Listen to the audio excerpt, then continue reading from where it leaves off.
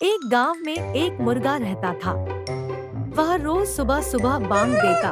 उसकी बांग सुनकर गांव के लोग सोकर उठ जाते और अपनी दिनचर्या में लग जाते। ये देखकर मुर्गे को घमंड हो गया। वह सोचने लगा कि उसकी बांग से ही पूरा गांव जागता है।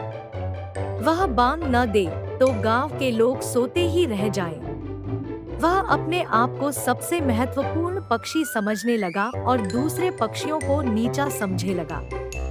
एक दिन उसकी एक कौवे से बहस हो गई।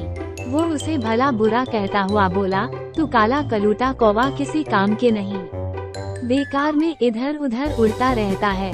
मुझे देख, मेरे बिना गांव के लोगों का गुजारा ही नहीं चल सकता। मैं न रहूं तो पूरा गांव सोता रह जाए। कौवा हंसते हुए बोला, ये तेरी गलतफहमी है मुर्गा, खुद पर इतना घमंड मत कर। मुर्गा तैश में आ गया और बोला, कल मैं बांग ही नहीं दूंगा, तब देखना क्या होगा। मेरे बिना इस गांव के लोगों का काम ही नहीं चल सकता। कौवे ने कहा, देखते हैं। अगली सुबह मुर्गे ने बांग नहीं दी। वो सोचकर बैठा था कि गांव में कोई भी उठ नहीं पाएगा। लेकिन कुछ ही देर में गांव के सारे लोग उठ गए और अपने अपने काम पर लग गए।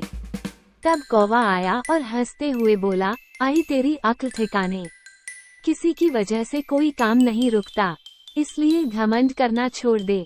उस दिन से मुर्गे ने घमंड छोड़ दिया और अपना कर्तव्य समझकर बांग देने लगा। इस कहानी से हमें ये सीख मिलती है कि कभी भी घमंड नहीं करना चाहिए।